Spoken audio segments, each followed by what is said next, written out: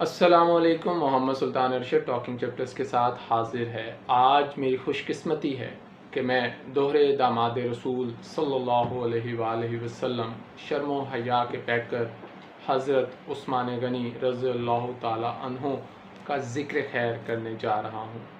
حضرت عثمان غنی عثمان بن عفان، آپ کا سلسلہ نسب 5ویں پشت میں حضرت محمد مصطفیٰ صلی اللہ علیہ وآلہ وسلم سے جا ملتا ہے۔ آپ کا سلسلہ نسب کچھ یوں ہے: عثمان بن عفان بن ابو العاص بن امیہ بن عبد شمس بن عبد مناف۔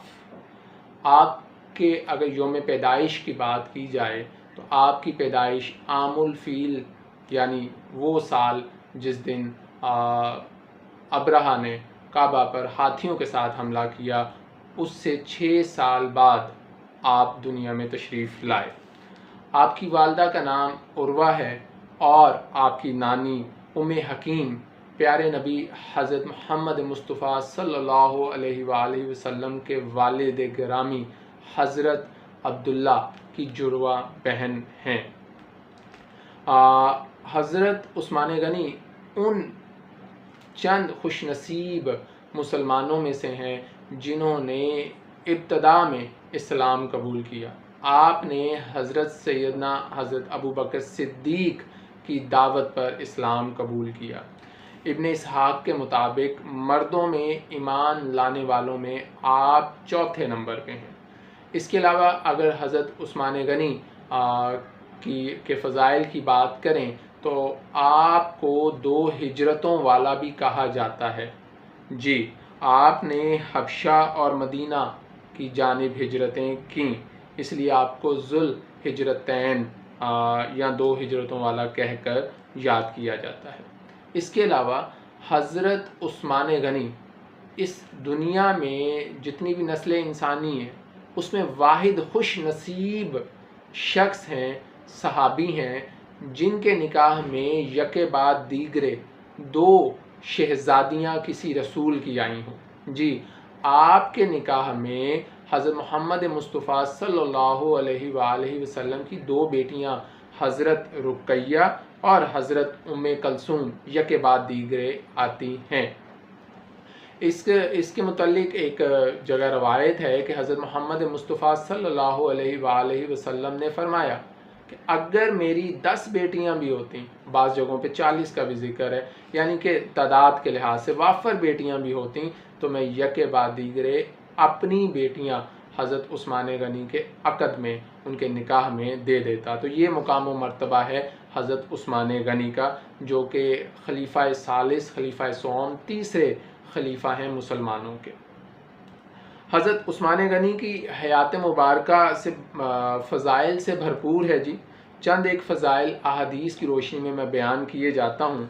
حضرت محمد مصطفیٰ صلی اللہ علیہ وآلہ وسلم جب اپنی محفل میں حضرت عثمان غنی کو آتا ہوا دیکھتے تو ذرا سنبھل کر بیٹھ جاتے اور آپ سرکار صلی اللہ علیہ وآلہ وسلم ارشاد فرماتے، میں اس شخص سے کیوں حیا نہ کروں جس سے اللہ کے فرشتے بھی حیا کرتے ہیں۔ تو حضرت عثمان غنی جو ہیں وہ شرم و حیا کا پیکر ہیں۔ آج بھی ہمیں چاہیے کہ ہم اپنی اولادوں کے سامنے حضرت عثمان غنی کا تذکرہ کریں اور اپنی اولادوں میں شرم و حیا پیدا کریں۔ یہ شرم و حیا جو ہے یہ زیور ہے مسلمان کا، اور یہ لازم نہیں ہے کہ صرف ہم اپنی بیٹیوں کو شرم و حیا کی جو ہے وہ کا درس دیں، ان کو تعلیم دیں، بلکہ برابر ہمیں اپنے بیٹوں کو بھی شرم و حیا کی تعلیم دینی چاہیے۔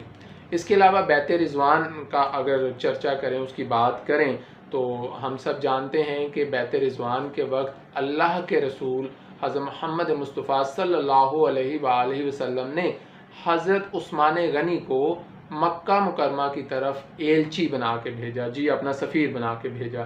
تو جب بیت رضوان کا وقت آیا، جب تمام مسلمانوں سے بیعت لی جا رہی تھی، تو اس وقت اللہ کے رسول نے فرمایا، عثمان اللہ اور اس کے رسول کے کام سے گئے ہیں اور ان کی طرف سے میں اپنے ہاتھ پر دوسرے ہاتھ کی بیعت کرتا ہوں، یعنی اللہ کے رسول نے اپنے دست مبارک کو حضرت عثمان غنی رضی اللہ تعالیٰ عنہ کے دست مبارک سے تشبیہ دی۔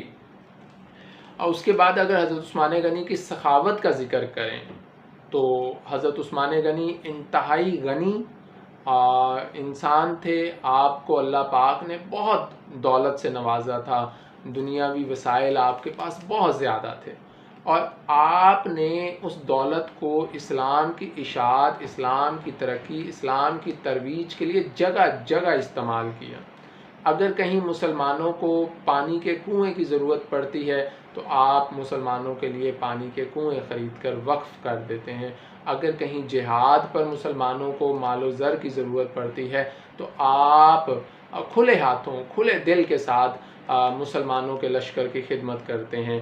بہت سی جگہیں ہیں، لیکن میں لشکر اسرا کی بات کرتا ہوں۔ غزوہ تبوک کا مقام ہے اور مسلمان شدید تنگ دستی کا شکار ہیں اور بڑے لشکر کی تیاری ہو رہی ہے، تو یہاں پر بعض روایات میں حضرت عثمان غنی 10,000 درہم پیش کرتے ہیں حضرت محمد مصطفیٰ صلی اللہ علیہ وآلہ وسلم کی خدمت میں، اور بعض جگہوں پہ ایسا آتا ہے کہ آپ بے شمار گھوڑے اور اونٹ اور بے شمار جو ہے وہ درہم اور دینار حضرت محمد مصطفیٰ صلی اللہ علیہ وآلہ وسلم کی خدمت اقدس میں پیش کرتے ہیں۔ لیکن ساتھ ہی ساتھ حضرت عثمان غنی کی زندگی کا ایک اور پہلو میں آپ لوگوں کے سامنے پیش کرتا چلوں کہ نو ڈاؤٹ، اس میں کوئی شک نہیں کہ حضرت عثمان غنی جو ہیں وہ دولت مند شخص تھے۔ جی، مکہ کے دولت مند لوگوں میں آپ کا شمار ہوتا تھا، لیکن اگر آپ کا انداز زندگی دیکھیں تو انتہائی سادہ زندگی آپ نے گزاری ہے، انتہائی سادہ زندگی۔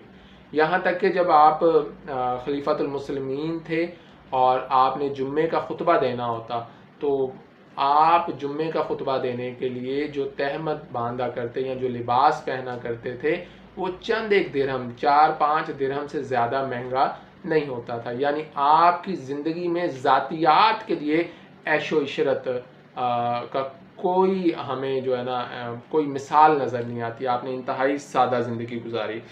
اس کے علاوہ اگر آپ کی فضیلت بیان کرنی ہو تو ایک جگہ پہ حضرت ابو ہریرہ سے روایت ہے، حضرت ابو ہریرہ کہتے ہیں کہ آپ سرکار صلی اللہ علیہ وآلہ وسلم نے ارشاد فرمایا، میرے اصحاب میں عادت کے اعتبار سے عثمان مجھ سے سب سے زیادہ مشابہ ہیں۔ تو یہ حضرت عثمان غنی کی کچھ خصوصیات ہیں۔ اب اگر ہم حضرت عثمان غنی کے دور خلافت کو دیکھیں تو اپنے دور خلافت میں جو آپ نے چند ایک اصلاحات، جو آپ نے بہت سی اصلاحات کی، ان میں سے چند ایک اصلاحات میں آپ لوگوں کے ساتھ شیئر کرتا چلوں۔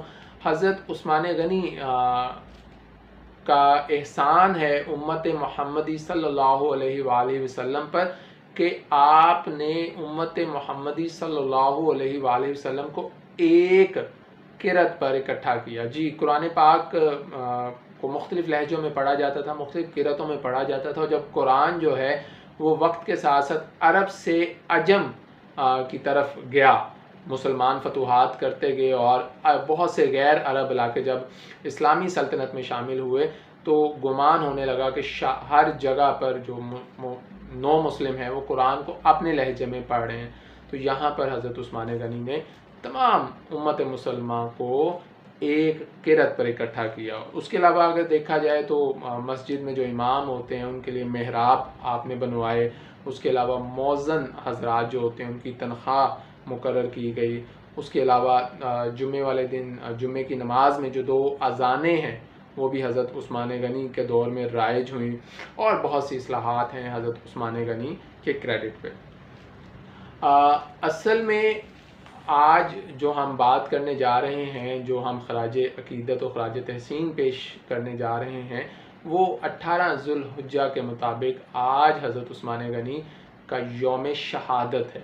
جی، 18 ذوالحج کو حضرت عثمان غنی اپنے خالق حقیقی سے جا ملے، لیکن یہ کوئی معمولی شہادت نہیں تھی، یہ کوئی معمولی جو ہے طریقے سے یا کوئی سڈن یا ایبرپٹ طریقے سے آپ کو شہید نہیں کر دیا گیا، بلکہ اس کے پیچھے ایک مکمل ہمیں کہانی نظر آتی ہے۔ بہت لمبی چوڑی جو ہے وہ تکلیف دہ واقعات نظر آتے ہیں۔ کم و بیش 40 روز تک حضرت عثمان غنی کو محصور کیے رکھا باغیوں نے۔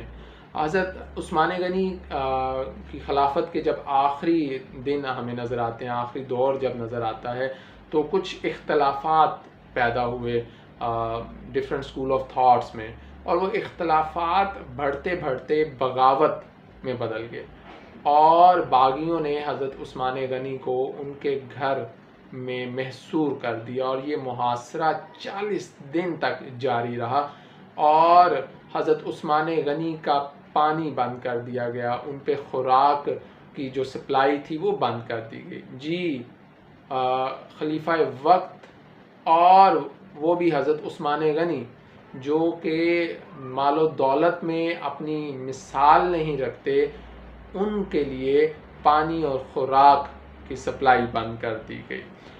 اینیویز اس مقام پر حضرت علی کرم اللہ وجہ نے اپنے صاحبزادے جو کہ جنت کے جوانوں کے شہزادے ہیں، حضرت حسین رضی اللہ تعالیٰ عنہ کو آپ کے محافظ کے طور پہ مقرر کیا، لیکن ایک رات جو باغی تھے وہ گھات لگا کر آپ کے گھر کی چھت پہ چڑھ گئے، اور وہاں سے وہ آپ کے صحن میں آئے، اور انتہائی بے دردی کے ساتھ حضرت عثمان غنی کو قرآن پڑھتے ہوئے، جی اس وقت آپ قرآن کا جو ہے تلاوت فرما رہے تھے، قرآن پڑھتے ہوئے مسلمانوں کے تیسرے خلیفہ حضرت عثمان غنی کو شہید کر دیا گیا۔ تو یہ کچھ باتیں تھیں حضرت عثمان غنی کی سیرت، آپ کے فضائل کے حوالے سے، اور کچھ چرچا تھا آپ کی شہادت کا۔ اللہ رب العزت حضرت سیدنا عثمان غنی کے طفیل، ان کے صدقے ہم مسلمانوں کو حیا والا بنائے، ہم مسلمان سخی ہوں اپنے دوسرے مسلمان بہن بھائیوں کے لیے۔ حیا جو ہے وہ ایمان کا ایک اہم جز ہے۔ ہمیں چاہیے کہ ہم اپنے بچوں کے سامنے حضرت عثمان کی جو شرم و حیا کے واقعات ہیں، جو ان کی یہ خصوصیات ہیں، ان کو بیان کریں، اور اپنے بچوں میں چاہے وہ بیٹیاں ہوں چاہے بیٹے ہوں، ان کی شخصیتوں میں حیا کے ایلیمنٹ کو فروغ دیں۔ اللہ پاک حضرت عثمان غنی کے درجات کو بلند کرے، اور ان کے صدقے اللہ پاک ہمیں بھی آخرت کی تیاری کرنے کی جو ہے وہ کوشش نصیب کرے۔ اپنا بہت سا خیال رکھیے گا، انشاءاللہ جلد آپ لوگوں کے ساتھ ملاقات ہوگی۔ اللہ حافظ۔